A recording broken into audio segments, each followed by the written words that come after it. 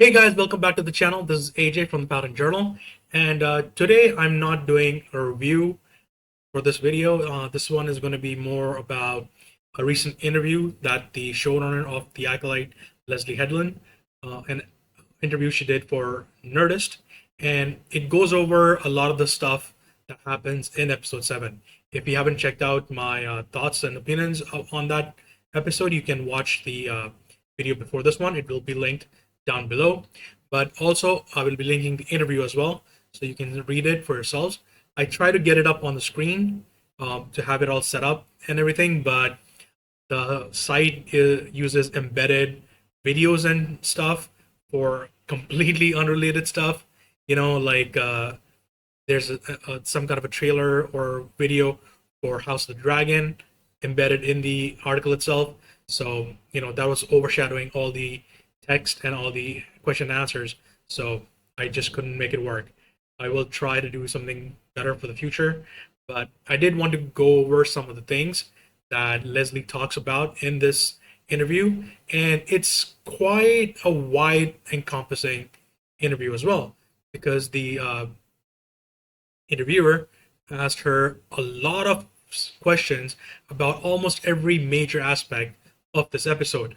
We covered the topic of virgins that Master Indara mentions earlier on, and we've seen that referenced in the Phantom Menace related to Anakin.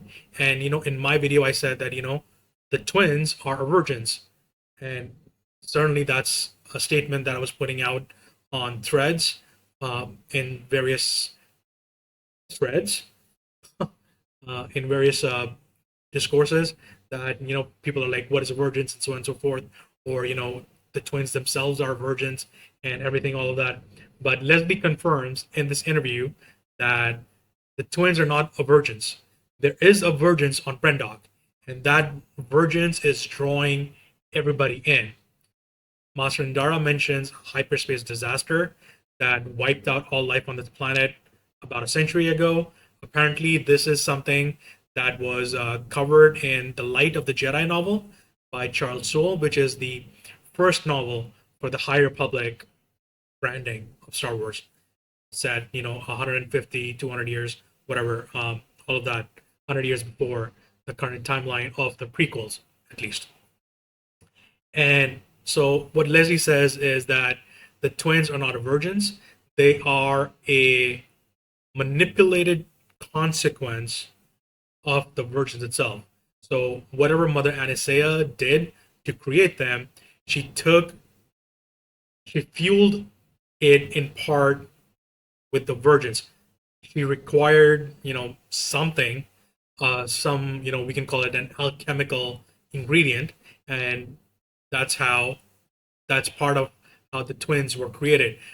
She's a little coy on exactly what happened, and she refers us to next week's episode, Doom, for more info on that. So, that is something that we have to look forward to, and I think that was a really great idea to put it in the mind of all the viewers and everybody, so you can dissect it and talk about it and stuff, because it is a very important reference that goes back to the primary level of canon within Star Wars, which is the movies, which is the Clone Wars show, and whatever other show or movie that Disney has been putting out for the last decade or so. So, excuse me. And that is very important as a connection, because a lot of this show is about connecting to all the modern sources of canon, and also drawing in little bits and pieces from other parts of canon, whether they're primary canon or whether they're stuff like legends or anything else that you find fancy. And another thing that I really want to talk about as well was that there is a certain question in the minds of a lot of viewers, that the portrayal of Master Soul in this episode, it comes across as very creepy, and it seems quite unhealthy that he immediately forms a connection to these children, to these young girls, and he seems so obsessive. which is a very valid, which is a very valid view. I myself didn't consider it that way, but I've been reading a lot of stuff online, and there are a lot of people who seem to really be put off that someone they're really admiring so far through the show turns out to be a creep. He's obsessive, and that characterization, I feel, I've had a few hours, I've had like a day and a half to mull over all of this, and while there is no justification for you know this kind of a creepy obsessive behavior, I will say that you know it does mirror other instances that we've seen, not just in this show, but also in the wider Star Wars canon. And it is part of, as we see in the episode, he's talking to Indarbad, how he doesn't have a Padawan. He really wants to have a Padawan. But, Jedi are given Padawans when the Council thinks they're ready to have a Padawan, and when there are Padawans ready to have masters, whether they're just knights or whether they're masters in their own way. So that is something important to keep in mind. And there is a reference here again going back to the Phantom Menace, because as Leslye says, this mirrors what happened between Qui-Gon and Anakin. And that is a very important thing, because Qui-Gon, he meets this young boy, and there are certain alarm bells going off in his mind, and then he has a day, 2 days, 3 days to interact with the kid. Everything he sees, everything he hears, it further reinforces that this boy is a potential virgin in the Force, and that is what he talks to the Council about. But they're like, that's not gonna happen, and you're mistaken or whatever. So, but what we see, the difference between the characters is, I believe, the level of emotional maturity. As someone who has read a fair number of the expanded universe novels, especially the Young Jedi Knight series, I believe it was called, that covered Obi-Wan's life as a Padawan, and there we see that Qui-Gon doesn't really want to have another Padawan, another apprentice for himself, because the one he had previously to Obi-Wan, that guy, he left the Order, and then, as we see further in the series, he becomes a villain. He's not a Sith or anything. He's just a, he's not a Sith, but he's more like, he's a, he's a dark side user, I guess we could call him. You know, it's not a clear distinction about what kind of a label you can give to him, but he gives up being a Jedi, and now he's embraced this criminal life, and he's trying to manipulate people and planets and so many different factions and everything. So it has started him on the concept of a Padawan, but still, he has learned from his mistakes, whatever mistakes that he made um, before with his previous Padawan, and over the years that we see between that book series and the first movie, Episode One, he has achieved a certain level of emotional maturity from his years as being, he's a bit of a maverick himself. And what we see from Saul 16 years ago in the flashbacks is, he's definitely not a master, I don't think so, because he puts a lot of emphasis on Indara's rank as a master, and even, in the present time, whenever he's talking to Vernestra, he's very respectful, sorry, of her position as a master. So that leads me to believe that he is a very senior Jedi Knight, but not quite, possibly not quite. He's not a full master himself. He doesn't have the rank. He has the respect that a senior knight would have from other Jedi, but he's not quite the master. But anyways, other than that, I think this is Saul when he's still fairly young. His own trials probably, weren't that long ago, maybe a few years at best. But he's still a little bit green. He hasn't has a Padawan yet, someone who can balance him in the ways of the Force, and being a better person that we see from a lot of other Jedi, like Master Plo Koon, Master Aayla Secura, and Qui-Gon himself, and so many other Jedi over the years. Whether it's it's in the books and comics, or it's in the movies, or in the animated shows. So I think that is a very key component of past Saul and current Saul, present Saul, because he doesn't have that emotional maturity, and with everything that happens, all the tragedy that results in part because of his recklessness and his desire to have Padawan, that he, and as Master Indara warns him, he confuses his own feelings with that of Osha's feelings. He confuses whatever he's feeling with it being the will of the Force.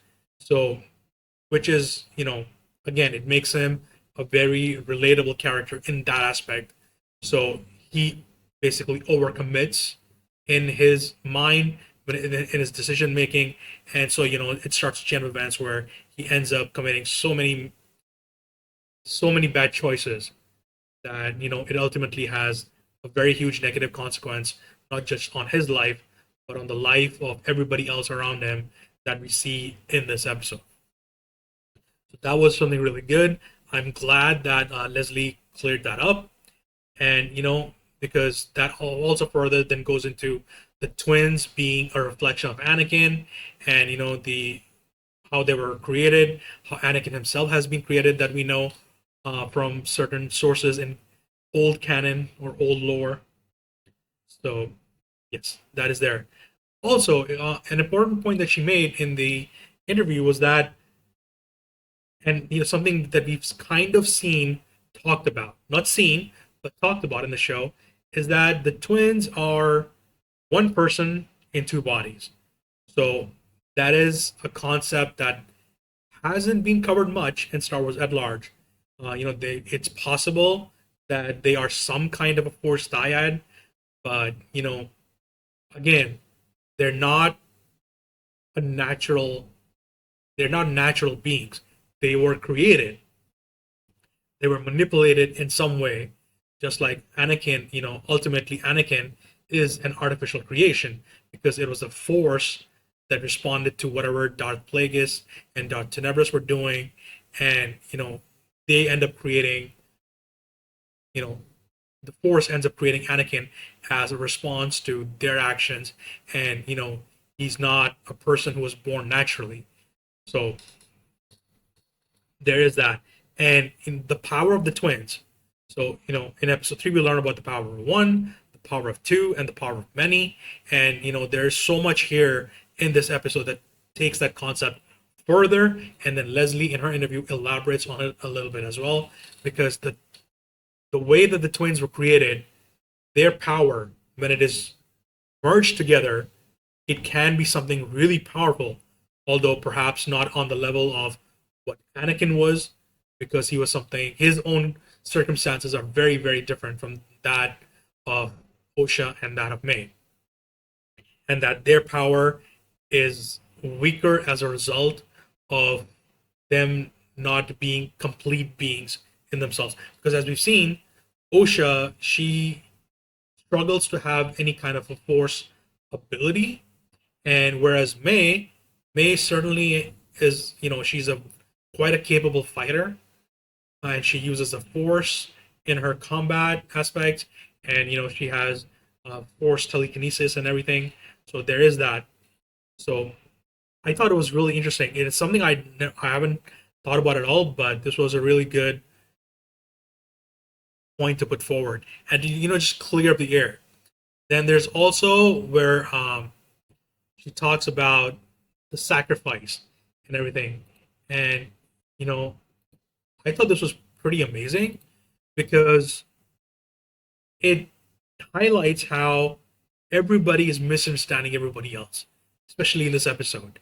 People are talking in innuendos and with hearsay and everything, and they confuse what really matters, because May, when she's talking to the Jedi during her test, she tells them that Mama always talks about, sacrificing everybody or something to that effect. which sets off alarm bells for these guys, Whereas Anastaea's teachings to her were quite different. That you have to sacrifice a part of yourself. Not everybody. You have to sacrifice a part of yourself to achieve ascension. And it's just, a child doesn't understand her circumstances. She communicates it in a very negative light to someone else who has absolutely zero knowledge of any of this, even less than that of the child. And again, what I call this episode a tragedy of errors.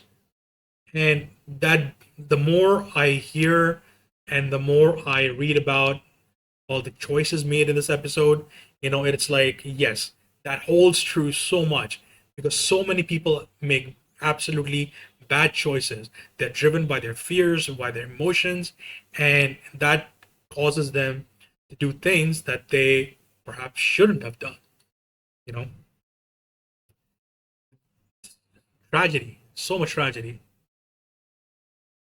And of course, another thing that Leslye clears up in this interview is that when Master Indara is trying to save Kelnaka from mind control, and whatever she does, whatever power she employs through the Force, it's not clear on the screen whether the witches die, the ones who were mind control Kelnaka, but Leslye confirms that yeah, they do die, and that is something that can be laid at Indara's feet. She was just trying to protect Kelnaka, and she ends up killing all those witches. So that is a guilt that Indara carries on for the next 16 years, and it adds further to the tragedy of her character because all through this episode she's like, we should not be interfering here at all. The council doesn't want us to intervene. I'm telling you people not to intervene. But you went ahead, you did what you wanted to do, you disobeyed all orders, and now we are here. We have like more than 50 dead people, and we have a dead child, and now this one child is depending on us. And if we don't come up with some kind of a cover up for this whole debacle, then all of it was for nothing. Because the council would probably just reject the Usha altogether now and just be like, yeah, she can go off, do her own thing. We've seen it before. They were already doing Anakin. So the council doesn't seem overly concerned with having Force potential individuals out there, if they don't conform to whatever their own rules and restrictions are. And then there is also, Mother Coral. She clears up that Mother Coral, yes, she does survive this episode, which I think could have, like, if the episode had been, like, say, 5-6 minutes longer, even, I believe that should have been put in the episode itself. That, there's a scene, maybe a post-credit scene or something, where we see Mother Coral, and the small surviving band of witches that teleported with her from that open area in the fortress. That they go off somewhere else. But what was really interesting was that not only does Leslye Headland say that Mother Coral survives, but also that she doesn't know Chimera at all. So that is like one major theory that just it's in the bin. And I thought that was a little bit hilarious until I read that her Mother Coral's race is an indication of where she might eventually end up. So, if there's some kind of a future project involving the Dathomiri Night Sisters, set during the Clone Wars, maybe, I don't know, or maybe a second season of the show if it ever happens, maybe that is something that can be explored. Because, a lot of the witches on Dathomir, they are Zabrak, which is what Mother Coral's race is, and what Darth Maul's race was. They were all Zabrak, and Savage Opress, Maul's father. So that was some really good stuff. I wasn't expecting her to drop this truth bombshell, but because it cancels out a major fan theory, but also I'm quite happy that she did because she has closed down one avenue and now we we can focus on so many other different ones. And there again, there's so much in this interview. And another key thing, he talks about that super key moment where May asks for help, and Anastasia's response is to go all smoke and mist, and she goes like full on Dracula, whatever.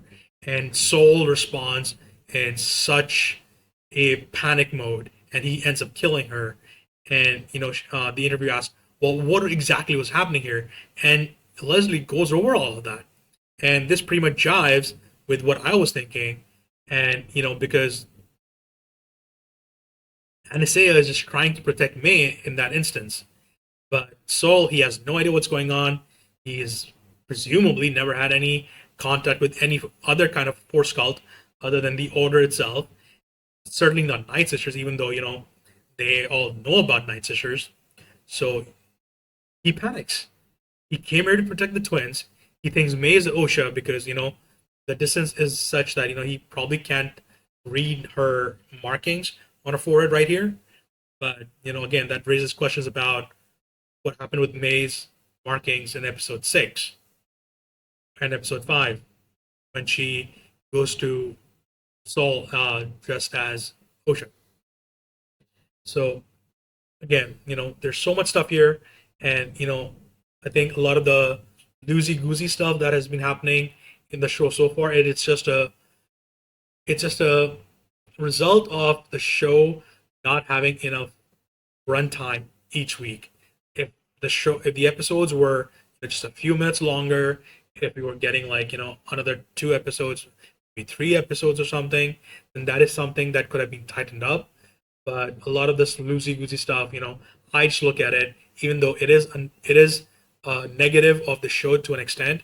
I also look at it as just being a thing where the writers, they are focused a little bit too much on telling the story and not enough on polishing it, which we can certainly endeavor to hold a show to higher standards, but ultimately it's all on just the writers and the showrunners and the producers, because we are really not privy to whatever conditions were, and what kind of polish they had already given, what more could exactly have been done or whatever. So I'm willing to give the show a pass on that, because I don't want that drawback of the show to hold up my enjoyment of the show, because ultimately a lot of this loosey goosey stuff is it's small points. In the moment I can ignore that kind of stuff, because first and foremost, when I'm watching any show, not just this one, not just any other major show or whatever, I'm mostly, first and foremost, I'm there to be entertained. And if that happens, okay, well, great job. If I watch the episode again, second time, maybe a third time, or whatever the case is, then I pick up some stuff, and then then it becomes, oh, so this wasn't explained, that wasn't explained. Why did he do that? Why did she not do that? So that kind of stuff, it comes up. So I'm fine with that. And again, remember, all the characters involved in that moment, they're all emotionally unstable.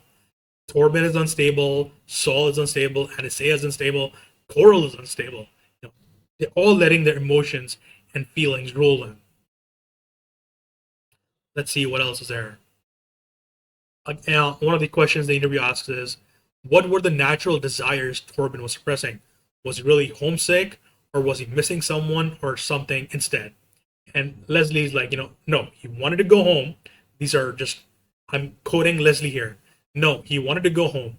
I like the idea. It just seems so human to me. I just want to go home. I don't want to be here anymore. And I've seen a lot of people talk about this, and they're like, this guy's so immature, or why the hell is he doing this? Maybe he has some kind of a fling back home or whatever. And it's like, guys, folks, he is a Padawan. He's been raised on tales of heroism and great deeds and everything, and he just wants some action. As he himself says at the start of this episode, They've been here for 7 weeks. They haven't found anybody else. All they've been doing is just, herbology or whatever. They're cataloging plants. They're checking metal detectors and stuff. And he's just bored. He's, within when they're all back on Coruscant, when they're back in the temple, he has classes. He's interacting with all these other Jedi, all these other Padawans. He has classes. He's maybe going out in the city for some stuff, going to the market or whatever, whatever it is, they do on their off time, and all the stuff like that. And he's missing the comforts of home. So it's like it feels very natural. And again, he's a Padawan. He's not, so to speak, he's not of legal age. He's not 18. He's preteen, right? Or not, sorry, not preteen. He's like probably like 16, 17 or something. And he's just misses home. It is such a natural feeling to have. I've lived in a boarding school for 8 months. I was living in college like thousands of miles away from my folks, for 4.5 years. And it's such a natural feeling to, when things just get dreary and boring and, you don't really have an avenue to express yourself in a way that really is honest to you. You just want to go home. You want the comforts of home. You want the people, the sights, the sounds, the smells, that feeling of being home. So, the guy's just bored. And a lot of times, I feel that people want to read too much into what's happening in the show, what the characters are saying, what is happening on the screen. And certainly, I get it. Disney has marketed the show as a mystery drama. And, there are mysteries aplenty throughout the show. But sometimes, you have to go for the simple explanation. And here, the simple explanation is he wanted to go home. And this is straight from the showrunner's mouth, the person who was part of the writing team as well. So, again, let's not give this guy too much hate. He has all this guilt. He was reckless, he was untested, and he made mistake after mistake. And he has to live with the fact that, his actions contributed to the death of, to their knowledge, almost 50 people, as a Padawan. This is probably even his first mission off Coruscant. So, say, give him a break. He felt guilty. He becomes a master. He's probably driven after these events to succeed in becoming a better Jedi. He makes master. He achieves a rank of master quite early, but then the guilt catches up to him, so he takes the Barash vow, and he goes to Olega, and he like kind of lives there in exile with the Barash vow. So, let's see. Again, there's some more stuff about Chimere and whatever happened on Brendok, and how children change the language of events around them, which we've already talked about. There's that. Oh, one thing I found really interesting was she was asked, "Will we learn if Chimere has any connection to the Knights of Ren?" That's a theory I've been working on all season. Headland says, takes a long pause, "It's a really good theory. What an interesting theory. What an amazing, that's, wow, wow, wow." And, okay, end quote. This is really interesting. This makes me think that she is going to end up going for this theory that Chimere is the first Ren. Personally, I have no idea who or what the first Ren was, but the Knights of Ren, which they are the Jedi, I believe, who turn to the dark side with Ben Solo in episode 8, episode 9 of the movies, and he calls himself Kylo Ren after that. So the Knights of Ren, maybe he is the one. There's a popular theory going around that Chimere is the first Ren, and so on and so forth. But again, so the way that Leslye talks here, at least the way it comes across in the transcription here, I think that might just indeed be you know, this might indeed be true because she doesn't refute it, and there's kind of like a cheeky feeling to this answer. So who knows? Maybe that would be something that would be a really good aspect to see come across in some form in the future. And she's talked about what do you think people haven't focused enough up to this point, and what would really surprise people and everything. But again, you really have to read this interview. It's a really good interview. It's very extensive, and it goes into so much stuff. And ultimately, what I really enjoyed reading this interview was that Headland was in a great space while she was working on the series. She led the writers' room, I believe. Happy to be corrected on that. And all the writers have done a very good job at incorporating all of the themes and the nuances and the stories and everything. There are some issues with the structure. There are some issues with the length of the episode, the length of the season, and everything. But overall, I would personally say that this show is exactly the kind of show that we needed at this point in the ongoing life of Star Wars as a franchise, because it shows us a very different context for all these factions involved. I've talked about this in my review of the episode as well, but it bears repeating. The Jedi were the heroes, they were the good guys, but they were not perfect, they were not infallible, and this is further proof of that. Nowhere do the writers say that the Jedi are villains, but also, they don't say that the Sith are the good guys. When you add more complexity to a faction, to to a group of characters, or even as individuals, that is there to inform the reader, the viewer, the person consuming that media. It's there to inform you more about what drives these people, what drives these factions, and that's all good stuff. And if everything was, straight, this is good, this is bad, and that's it, it would be super boring. So we don't want that. We don't want things to be boring. We need nuance. We need interpretive discussions and everything, and that is ultimately what the show is about. So I actually love it. So, anyways, read the interview. I'll have the link in the description down below. But also something else I want to talk about. I've seen a lot of discussion on this across social media, and I've come to realize that yes, this is indeed the thing that is now bothering me. Is that we've seen so much about May and Osha, we've seen so much about the Jedi, but we haven't really seen anything about the Sith. Even Chimera, when he's unveiled in episode 5, he's like, Jedi like you might call me a Sith. So it's not confirmed whether he is a Sith or not. And that ambiguity, on reflection, I feel that that was not the right approach. And also that we should have seen more of the Sith by this point, because this was meant to be a story about the Jedi and the Sith. This is straight from Leslye Headland in previous interviews she's done for the marketing of the show.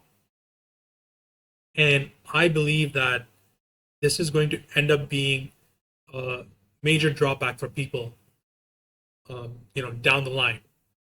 Right now, everybody loves it, or not everybody loves it, but a large segment of the fandom loves this show for so many different reasons. But ultimately, this negative is going to morph, and it's going to metastasize to something bigger. And while people will still love the show, they'll be like, I wanted to see more Sith. And we have no idea if the show will have a second season. Leslye herself in the interview says that there's no knowledge, there's certain talks going on or whatever, but there is no hard info, which I think is like, Disney, what are you doing? Just greenlight the second season. We don't want to wait 2 years, 3 years, 4 years for a second season. We need one, like next year. Doesn't have to be this time next year. Could be towards the end of next year. But it would be nice if we could get a show to have its second season in a, I would say, a normal manner, which is, the old syndication way of, every year the show is going to have a season and it's going to be this long and all of that. And there's going to be breaks here, and here. And, it was a reliable thing. Whereas now, shows can go like 3 years, 4 years without getting another season. There's a show that apparently came out of like 3 years ago called Severance, was apparently very popular or whatever, but it never got a second season until like 2 days back, 3 days back, where now it's confirmed that yeah, a second season is coming very soon. So then people are like, why did it take so long? This is just how things seem to be working in the era of streaming and everything, where some shows they can have that reliability. I've certainly seen a fair number of shows that have received regular seasons in the last like 10 years, such as The Mandalorian, there's Lincoln Lawyer, and there's so many others. you know Even Game of Thrones, it used to have a fairly regular schedule year to year, but now as we see with House of Dragon, there's 2 years in between. It kind of like kind of kills the momentum, so to speak. I feel that's just my opinion. Anyways, so that's everything for the video today, guys. I hope you enjoyed this discussion. Please be sure to read this interview. Whether you hate the show, whether you love the show, please read it. It'll give you more insight into not just Leslye Headland as a showrunner, as a writer on the show, but it'll give you insight into the characters, their motivation, and where the story is going, what the story has been up to this point. I think it's on us to to seek out that added context, because not everything can be told on the screen, not everything can be told in a book. Sometimes you need additional sources, and this is what this is. And I really appreciate that Leslye has been doing this fairly regularly during the show's release, and it has added so much more knowledge about what's going on, and I really appreciate that. So anyways, that's me signing off, guys. Please be sure to check out all my social media. Please like the video, subscribe to the channel, and I'll see you again soon. Cheers. Bye.